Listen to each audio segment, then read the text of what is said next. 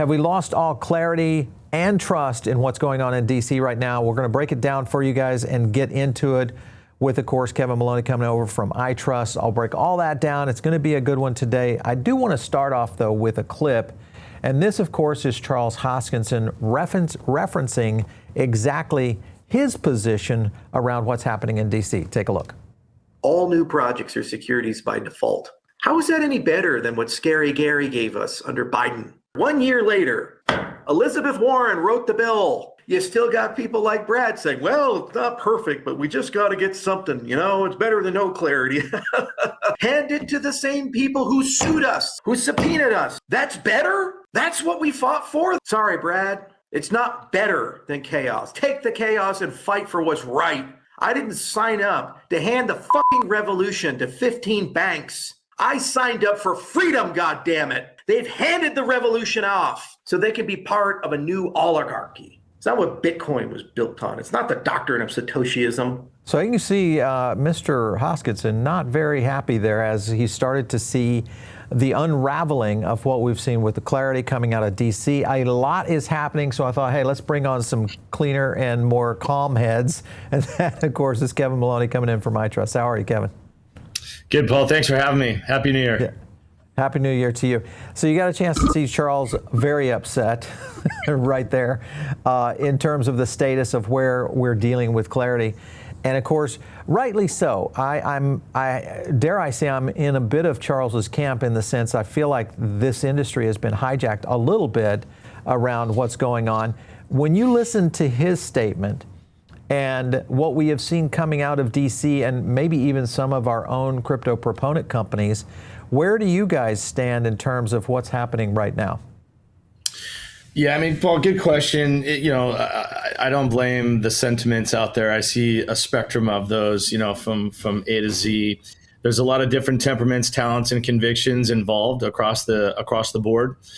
iTrustCapital, we want to see something go through. I want to see something go through. I think it benefits the masses if we do get a bit more clarity. And you guys know the House passed its version July 25th. The Senate Banking Committee, had a heavily revised, amended 278-page draft that came back on the 12th of January. There was a markup session. People were asking for more time. There's no new date set. There's bipartisan talks happening behind the scenes, even over the weekend. I'm told that it's happening daily. We just hosted Congressman Brian Stile here a few weeks ago for lunch on Friday. And he had high confidence and high conviction that something would go through. Personally, I'm a little bit concerned when I see, Brian Armstrong come out and say, hey, I'm going to withdraw support, as he sort of threatened or did on the 14th, hours before the markup. I think Brian obviously doesn't represent the whole industry, but, he's got some passion for hopefully doing the right thing. And hopefully that's going to benefit most of the masses. It's a little frustrating. The banks are late to the game. They need to stay relevant. They're behind the 8 ball. They haven't innovated. They've denied the crypto space for years. I mean, we personally got debanked earlier this year from a large bank, massive bank. Rhymes with ace, starts with a C, and but I don't want to name it. And for no reason. We literally couldn't get any reason that we were debanked. As a company, our corporate account, which has no crypto activity in it at all. It's literally just our own corporate dollars. I am hopeful that we'll get to a resolution that will have some benefit. My attorney says that when you have a good settlement in a lawsuit, it's like both sides feel just slightly screwed. And so I'm hoping that we get better than that feeling of a settlement here. I think the banks have a very strong lobby, let's be honest. They haven't innovated, as I mentioned, so now they want to control the entire process. And we'll see what happens. I'm hoping that, this latest draft allows for some active participation and that we get, that there's some liquidity provision and not passive holding with no benefit. There's got to be some benefit for the stablecoin holders. Yeah, there has to be. I think that's just one of. Obviously, protecting DeFi is another big category that has been restructured in the markup. along with just privacy in general. I think that's the challenge that a lot of Americans are really miffed about. Let me play another clip for you. This is John Deaton, who falls on the side. I was surprised at this clip as well. It's probably an antithesis of what Charles was talking about, but take a look at what John said. You know, when I look at the bill, I think a bill, I agree with Brad Garlinghouse. Let's not let perfection get in the way of good, because once you leave the table in these midterm elections, and there could be a macro event, it could be with Iran, everyone's attention turns to that. The Democrats take control, and Elizabeth Warren becomes the chairwoman of the banking committee, which she would be. We're just going to go back if the SEC has all the control and we're arguing over tokenized securities. And so time is of the essence. And I think that if they're not talking about marking that up in the next few weeks, I'm going to go from cautiously optimistic to it ain't going to happen. Yeah, and I'll go full Charles Hoskinson on it.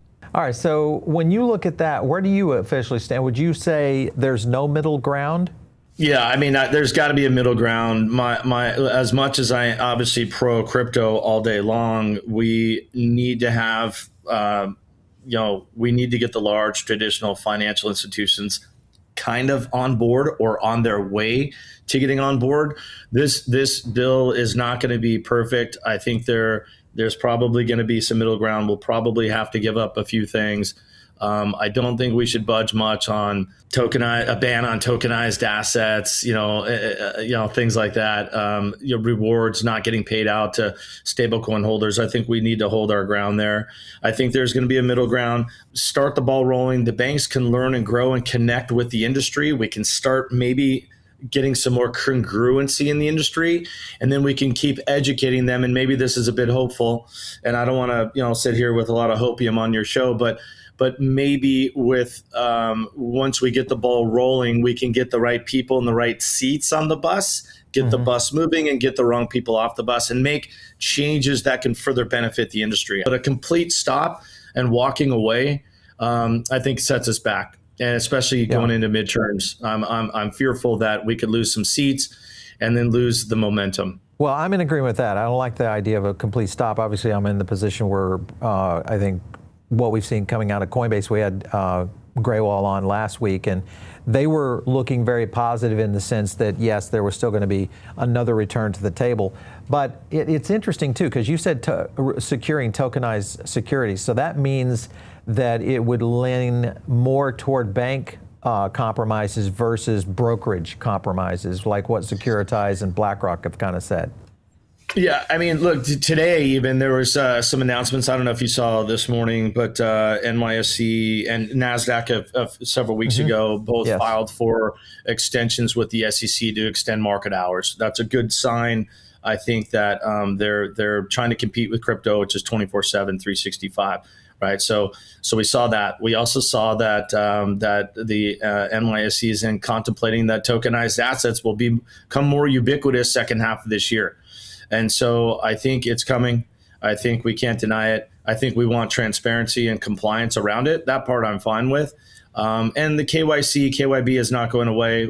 We need to know who the customers are. Well, speaking of brokerages, here is Cody coming in from the Digital Chamber, talking about the idea of either Coinbase or really the brokerage side, which is more BlackRock. Take a look at what he had to say.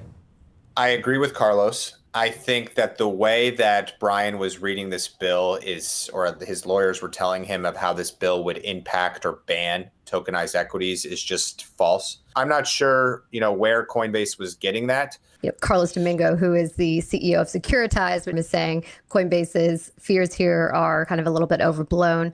I want to get your reaction to that. Best case, some folks have said this doesn't do anything. It's not even necessary. From our perspective, it had the potential to shut down exemptive authority. That is a pillar of SEC authority. And to undo that pillar was a dangerous, dangerous precedent, even if it was only one vote in one committee, that no matter what, that was not the intent. The intent was not to eliminate exemptive authority. The whole point of crypto is to do things like atomistic settlement. If the existing rules worked, we would have been able to register and to have new origination and have a proliferation of all these great new Web3 projects. Instead, we're in this position right now where things like books and records or clearing agencies. We haven't been able to move forward on some of those things because they are technological, and the previous administration didn't want to use their exemptive authority to do that.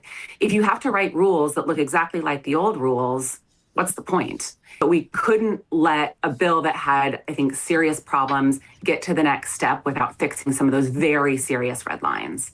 So that was confusing to me, is because that was obviously Coinbase countering what Cody was saying, is that it wasn't really a big deal, but in reality it was a big deal around the exemptive authority and getting into that position. Then you had Brian Armstrong come on with X. He says, hey, we didn't get pushed away. Actually, the White House has been super constructive here.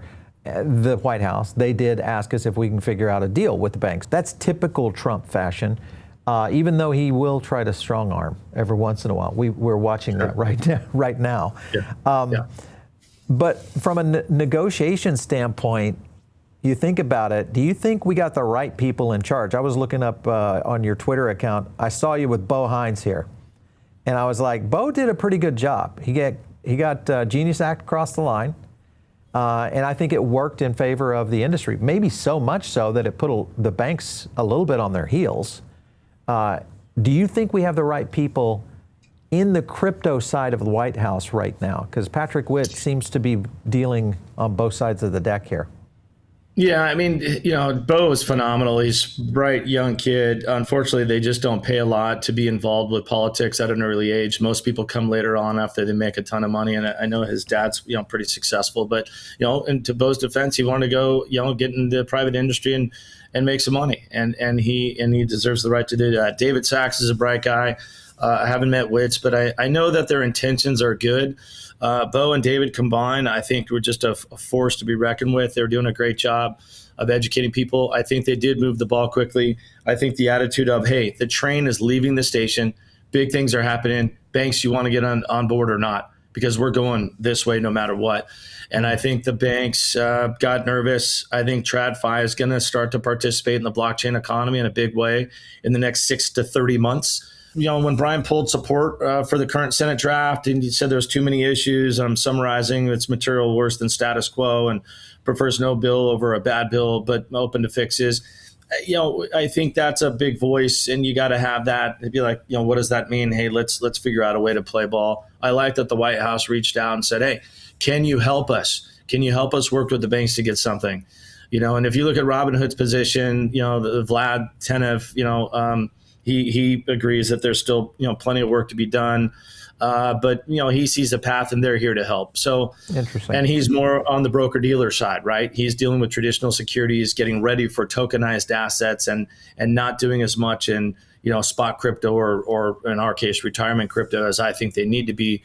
But, they're highlighting how the regulatory uncertainty blocks staking and tokenized, stocks in the US. And that has implications, that has implications for us. We offer, staking, we offer crypto in the IRAs, long-term, retirement outlook for working professionals across America. And I know that these professionals are going to want to participate in ETFs and other tokenized funds and tokenized assets and put those in their crypto IRA accounts. And they should be able to do that. But don't underestimate the bank's lobby. They are strong and powerful. My prediction is a top 10 or 15 bank in the next 3 to 5 years will not make it because they didn't innovate.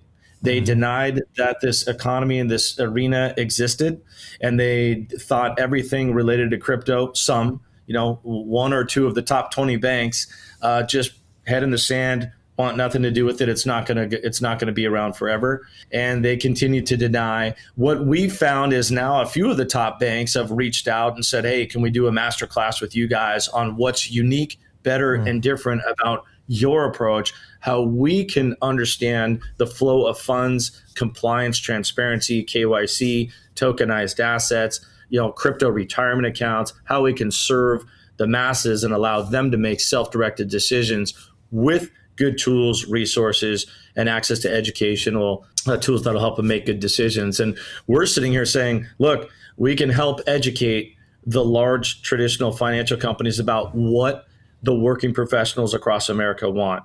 I know that there's more than crypto curious participation from the banks I know they're trying to get a bit of a land grab and keep more than they probably will get. I'm sure there's going to be some compromise. But again, we need to hold our ground on some of these items, but we need to get the ball rolling, get TradFi in before the midterms. We can educate them and help them grow along the way. And I think there will be more changes down the road that will ultimately benefit this whole economy, the blockchain economy. Further on, he came in right out here in the front saying, hey, dear banks, now's a good time for you to take a big deal. It just seems like this was, and it also, I think, put most of the industry against Coinbase. And if anything, now you've divided and conquered. This may be the perfect thing for the banks. Would you have negotiated this deal a little differently? If I was Brian Armstrong of Coinbase, I probably would have waited a couple of weeks until I got more of the Clarity Act through on that announcement where they were basically taking over all banking, all brokerage, all crypto, all payments, all everything activity, right? I don't know if you saw that prodigious announcement, but it was incredible and innovative and amazing, and it's needed. I think that and his powerful stance is can be intimidating to some of the banks. It's just my personal opinion. But I've met with Coinbase. I've met with Brian multiple times. They are sharp. They are focused. They want to deliver value. They're dominating, and they don't want to wait for the banks to jump on board, get on board. Yeah. The train's leaving. I'm in a different position because iTrustCapital, much smaller. We need to work with really good banks. We want them to get up to speed. I don't want them to have all the power. I do think rewards should be able to get paid out. Clearer rules, in our opinion, boost investor confidence and helps us grow retirement accounts. And when the banks participate, that's like Anheuser-Busch launching a new beer. And we have an amazing cult-like following with a delicious craft beer. And when they go market the beer, we just get more beer sales. I'm using obviously an adult beverage analogy, but like we want bigger, better, participants to come in because it opens the pool for a lot more participants. We do a better job at servicing and converting. But I do think that the clear rules are needed. The banks potentially want to issue their own stable coins, manage the capital behind those, right? And then decide if and when they want to pay out the return, the reward, or the yield on that. Think about that. Right now, there's 4 different layers. You've got Circle, who issued the USDC stablecoin. Mm-hmm. They use BlackRock, that's managing the dollars held in the U.S. 1-to-1 behind each stablecoin. BlackRock makes a return. They manage it in short-term commercial paper, money markets, things like that. Yeah. Coinbase will bring in individuals like me, and I'll have a little bit sitting in my account. I'll get a little bit of reward for being a member or participating or certain engagement on their platform. And there's multiple parties involved there. I could see how and why the banks potentially would like to issue stablecoins, be the manager of the capital held 1-to-1 US dollars in the US behind the stablecoin, keep all of those fees, right? Keep all of the delta on what they pay out for a bit of small savings account. And that hurts, iTrustCapital, our clients, and it hurts Coinbase and all the other large exchanges. I don't think the banks should be able to control that whole process. They didn't innovate. They need to innovate, or some of them are going to die. Well, and you're also starting to leverage against DeFi, which is a real concern. My concern is, does Coinbase end up letting some of the benefits of protecting DeFi fall under the knife in this negotiation? Because they're going to be one of the lead negotiators here in general. I think wouldn't that be hurtful? We would love to see it go through in its earlier forms where there was more protections and more protection for DeFi. But I understand for the masses to participate and for these things to move, you got to remember trillions will flow in when the banks get on board through 401ks, through registered investment advisors that control over 100 trillion. 401ks is more than 10 trillion. Crypto IRAs we're talking about, but there's 13 to 15 trillion in IRAs. There's tons of cash sitting on the sidelines. And so I think there's going to be a lot more participants. Trillions of dollars will flow. Pension plans, endowments, foundations, they'll start allocating. If we just get a 4 to 5% allocation into crypto, like B of A came out and publicly stated, 4% allocation, our advisors are now recommending into crypto. That came out, I think it was January 5th this year. They announced it in December, but they're live with it. That moves the needle. So we need to get the large banks involved to some capacity. We should hold our ground on some things. I think there's going to be a bit of a compromise. I don't know if we're going to be able to hold our ground on everything DeFi. And I do think ultimately long-term it benefits most of us in the crypto arena. You keep mentioning retail there because this to me is one of the pivotal points. I mean, we're talking about the United States alone representing over 200 million in millennials or Gen Z. Those are investors and eventually will become the investors. Less than 100 million, I believe, now in the boomer class. So it is clear that the guard has passed, and that kind of audience is a different audience than I think what the banks and even to a certain extent what the institutions have been dealing with. So maybe that's why we're seeing such a pushback here. I want to play a clip from WendyO. She was talking about retail being ignored, and I want to get your opinion. Take a look. White House is considering pulling its support for crypto market structure bill entirely if Coinbase does not come back to the table with a yield agreement that satisfies the banks and gets everyone a deal. This is President Trump bill, and at the end of the day, not Brian Armstrong. I came out and I said I fully support Coinbase. Eric Voorhees, I fully support Coinbase. Actually, we've been cooking up some good ideas on how we can help the community bank specifically in this bill. This absolutely sounds terrible. The yield agreement that satisfies the banks. We don't care about the banks. What do you mean community banks? That take advantage of the working class, that anytime they get into a little bit of trouble, we bail them out? We don't get bailed out. Nobody. The bank will take their house. No, this is about retail. This is about people who have absolutely had it with the current traditional financial system, and we're done. We've been done. I support Brian Armstrong and I support Coinbase to an extent, but I don't trust them. I don't trust these people in power that have lost the plot because it should be about retail. But again, nobody cares about retail. So nobody cares about retail. You can kind of get the point there, and the frustration coming in from what has been a very large audience. We see it in our comments. And we're seeing right now, Kevin, a sway in the amount of people that are not for this kind of thing. It appears that we are dealing with what Larry Fink claims is capitalism is losing public trust and must evolve. You know, this was a tweet that he put out. I thought that right there kind of says one thing, and that is that you're right. A lot of people have lost the plot here, and it does put a position in. It may also be why you're seeing such growth in Robinhood, which has been kind of the little man. You know, it's the average retail investor. I think we're in a shift here, Kev. I think we're in a shift, man. This is a dangerous wire that we are walking right now.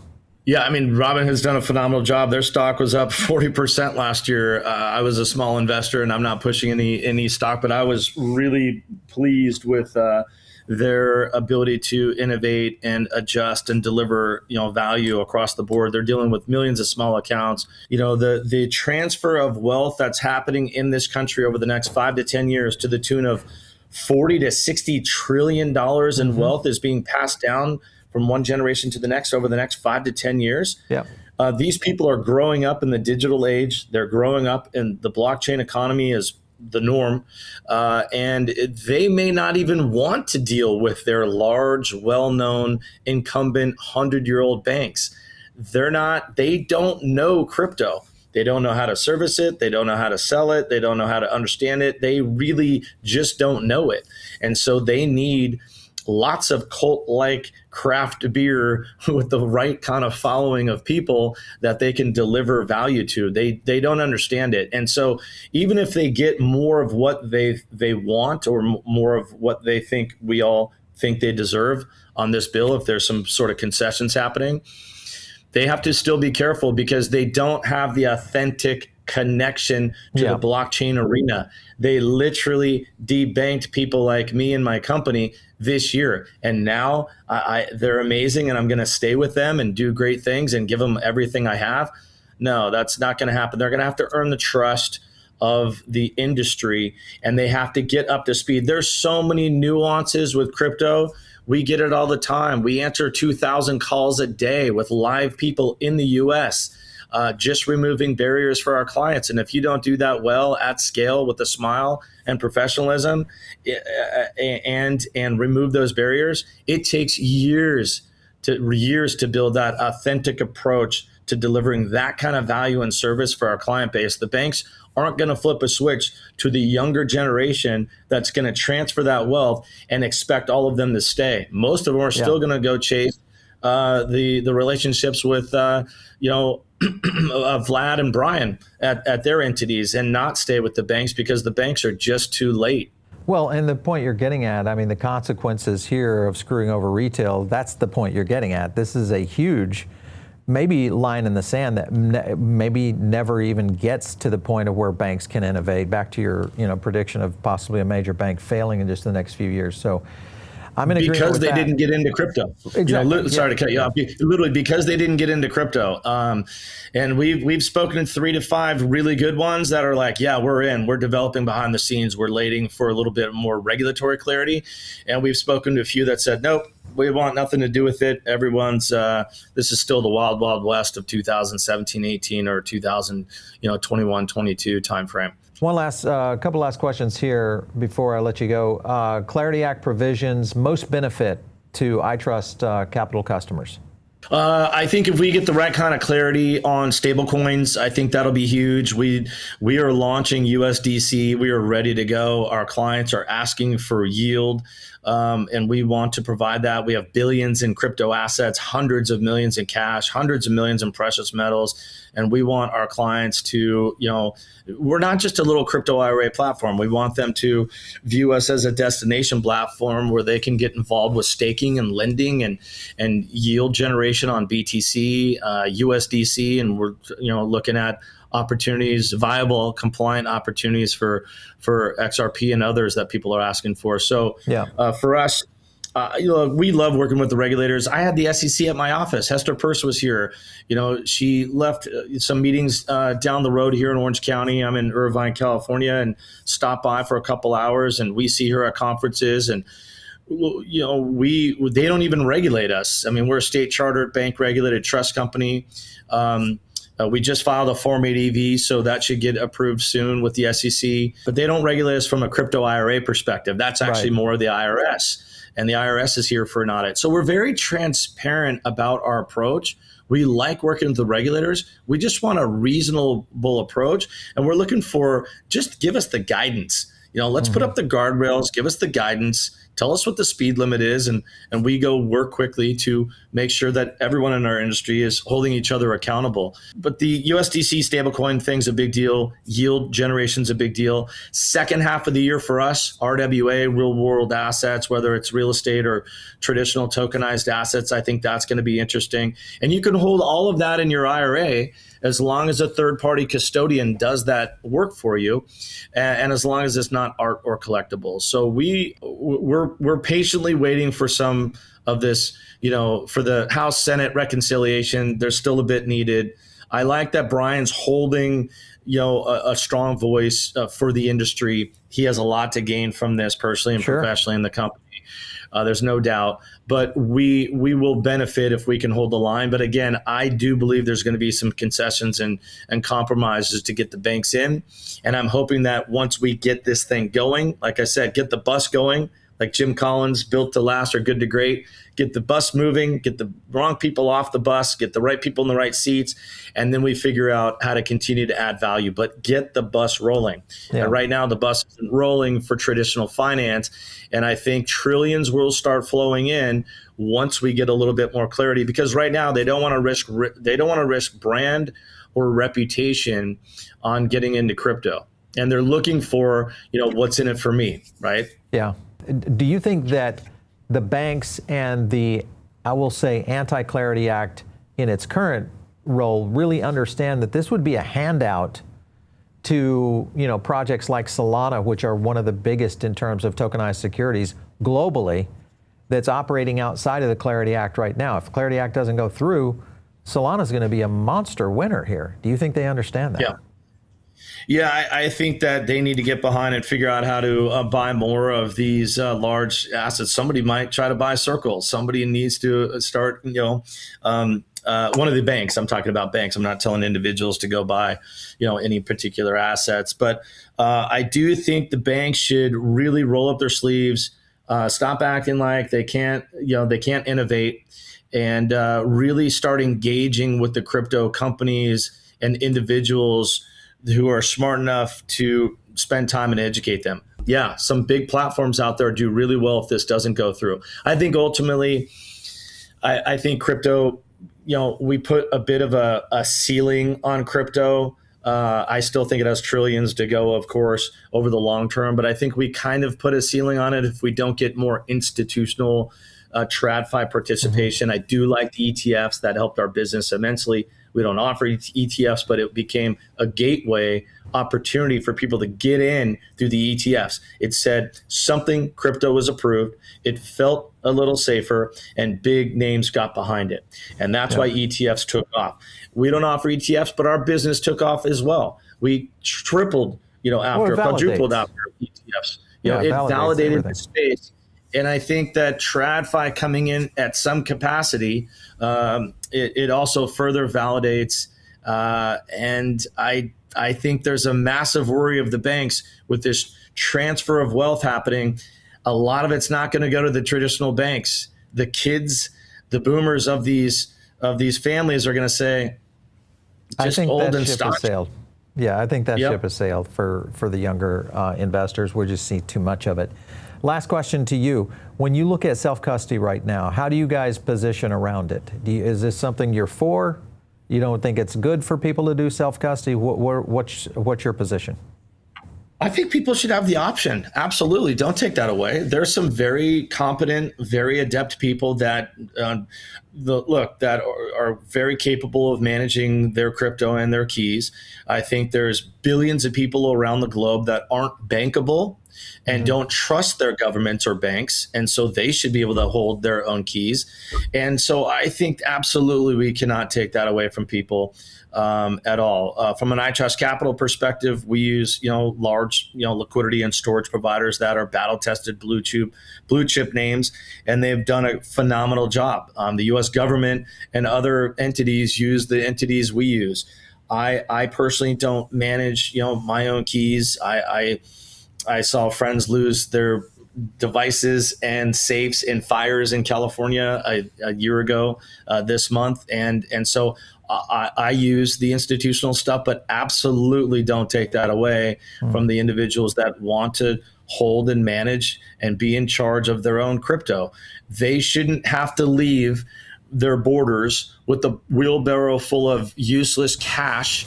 And they should be able to put a hard drive in their pocket and walk across the border, or memorize some phrases to get them back in anywhere in the world. I don't think they should have to go through an institution for that. We do a great job. Most of our clients are 40 to 60 working professionals, and they're sitting there saying, like me, I don't want to deal with that. I don't want to risk getting hacked at Starbucks on my laptop. At iTrustCapital, it's a closed loop system, right? So you can get lazy and leave your laptop open anywhere, and someone could get into your account and buy and sell your stuff, but they can't leave with your crypto or your cash. That's a closed loop system. It's kind of a security, custodial, very secure platform for dummies like me that don't want to worry about it. That being said, let people decide what they want. I like it. Kevin, thank you so much for coming in today. This is going to be a very active week with everything that's being negotiated in D.C., so we'll be tracking that closely. Thanks a lot. Yeah, I think we'll get some good things. Thanks for having me. And by the end of this month, I think we're going to get a lot more clarity, and it's not going to be perfect. We should be prepared for that. Both sides might feel slightly screwed. My attorneys tell me that's a great settlement. But I don't want to get screwed too much, and I don't want to give the banks too much power. And I am excited, though, that there are some banks saying, look, we just want to do some big things with your community and to help serve others. Is that hyperbole? I don't know. I think the banks are worried and they're trying to catch up right now.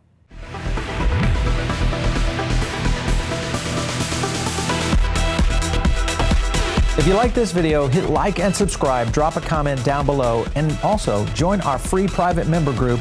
The link is in the description.